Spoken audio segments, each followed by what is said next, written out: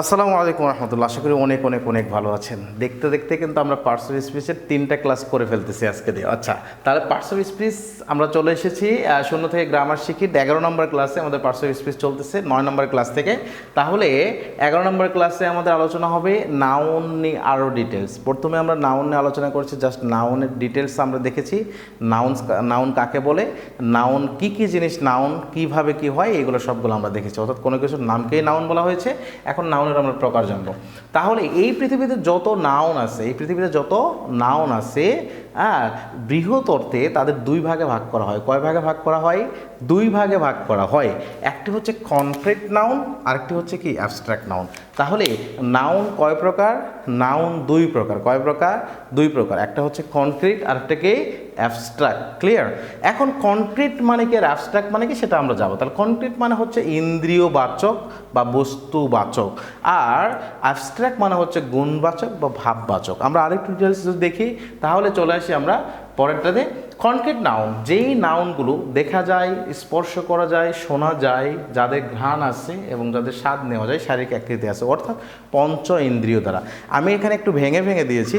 পঞ্চ ইন্দ্রিয় that means আমরা যেটা বুঝি সেটা হচ্ছে যে চোখ, নাক, নাক দ্বারা ঘ্রাণ নেওয়া যায়, চোখ দ্বারা দেখা যায়, কান, কান মানে কান দ্বারা শোনা যায়, যেই নাউনটা শব্দ বা ইয়েটা শোনা যায়, ঠিক আছে।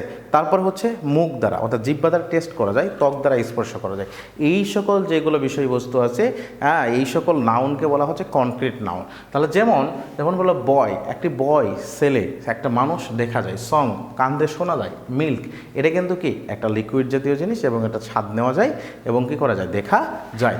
তাহলে যদি এই সকল বিষয় দ্বারা, অর্থাৎ যেগুলোকে দেখা যায়, স্পর্শ করা যায়, শোনা যায়, যাদের ঘ্রাণ আছে, যা স্বাদ নেওয়া যায়, শারীরিক আকৃতি আছে, এইগুলো যেগুলো সেগুলোকে বলা হচ্ছে কনক্রিট নাউন। আর তাহলে অ্যাবস্ট্রাক্ট নাউন কাকে বলা হচ্ছে?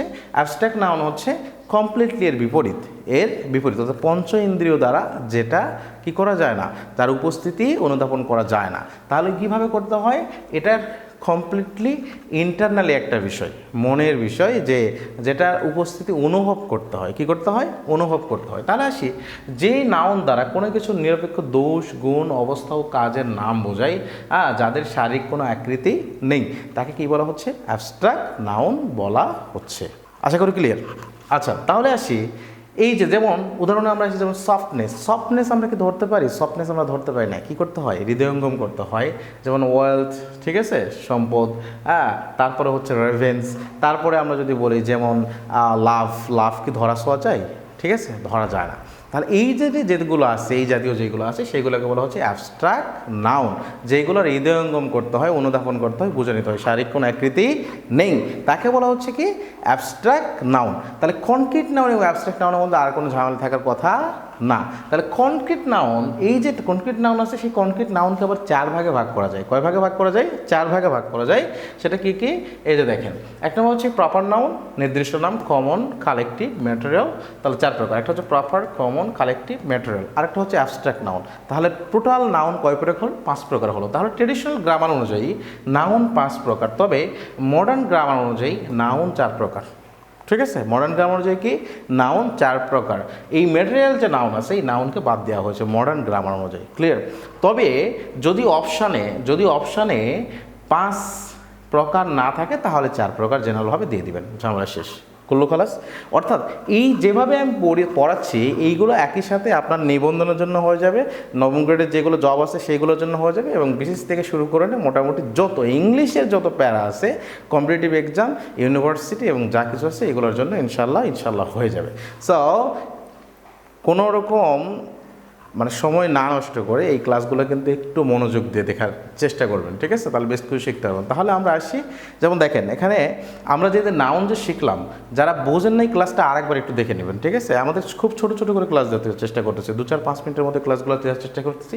আচ্ছা, তাহলে দেখেন এখানে কি বলা হয়েছে, এই যে এখানে কোথায় ইসলামী বিশ্ববিদ্যালয় এসছে, ঠিক আছে, তারপরে আরও বিভিন্ন বিশ্ববিদ্যালয়ে আসে, এই কোশ্চেনগুলো বারবার ঘুরে আসতেছে। যেমন the word adjective is an, word অ্যাজেক্টিভটা কোন পার্টস অফ স্পিচ? আপনি তো নির্দ্বিধায় দিয়ে দেবেন হোয়াট অ্যাজেক্টিভ তো অ্যাজেক্টিভ, তাই না? হোয়াট অ্যাজেক্টিভ কি অ্যাজেক্টিভ, কিন্তু ভাই হোয়াট অ্যাজেক্টিভ এটা নির্দ্বিধায় দিয়ে আসে বললেন যে মামা একদম 100 হয়ে গেছে, বাট কি পরবর্তীতে হয় না। এখন দেখেন ওয়ার্ড অ্যাজেক্টিভ বা the word noun is a, word adjective হোক আর নাউনই হোক, যে এই শব্দ যেটা এটা একটা পার্টস অফ স্পিচের নাম কিনা, এটা একটা পার্টস অফ স্পিচের নাম কিনা সেটা বলেন। তাহলে পার্টস অফ স্পিচের একটা নাম, তাহলে কোনো কিছু নামকেই বলা হচ্ছে কি নাউন। তাহলে দেখেন এখানে এটা প্রোনাউন না, তাহলে এটা কি অ্যাডজেক্টিভও না, ভার্বও না, তাহলে সেখানে হচ্ছে কি এটা নাউন। আশা করি ক্লিয়ার, কোনো সমস্যা থাকার আর কথা না। তাহলে পরে আরও দুই একটা প্রশ্ন আমরা দেখি, পরের প্রশ্নটি দেওয়া আছে, যেমন ঢাকা বিশ্ববিদ্যালয় আসছে, এটা ঠিক আছে, ঢাকা বিশ্ববিদ্যালয় আসছে, হ্যাঁ, তার মৌলানা ভাসানী আরও থেকে এইগুলো অনেক ইউনিভার্সিটিতে আসছে এবং বিভিন্ন পরীক্ষায় আসছে, হ্যাঁ। আচ্ছা, তাহলে হচ্ছে অ্যান্টোনিম অফ অ্যাবস্ট্রাক্ট নাউন। আচ্ছা, অ্যাবস্ট্রাক্টের অ্যান্টোনিম কি? আচ্ছা, আমরা বললাম যেইটা ধরা ছোঁয়া যায় সেটা হচ্ছে কনক্রিট, আর যেটা ধরা ছোঁয়া যায় না সেটা হচ্ছে অ্যাবস্ট্রাক্ট, তাই না? তাহলে কনক্রিট অ্যাবস্ট্রাক্টের বিপরীত কিনা, কনক্রিট অ্যাবস্ট্রাক্টের বিপরীত কিনা সেটা বলেন।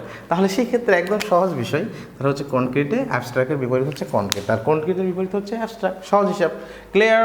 আশা করি ক্লিয়ার। ওকে, পরের প্রশ্ন আর একটা দেখি, আর একটা প্রশ্ন আমরা দেখবো, সেটা হচ্ছে দেখেন আর কত সহজ প্রশ্ন, যেন আর প্রাথমিক শিক্ষা এই আসছে কত সহজ প্রশ্ন। নাউন কত প্রকার, নাউন কত প্রকার? তাহলে নাউন জেনারেলভাবে এখানে যত 5 প্রকার আছে তাহলে আমরা 5 প্রকার দেবো, 5 প্রকার যদি অপশনে না থাকে তাহলে আমরা 4 প্রকার দেবো, কুল্লু খালাস শেষ।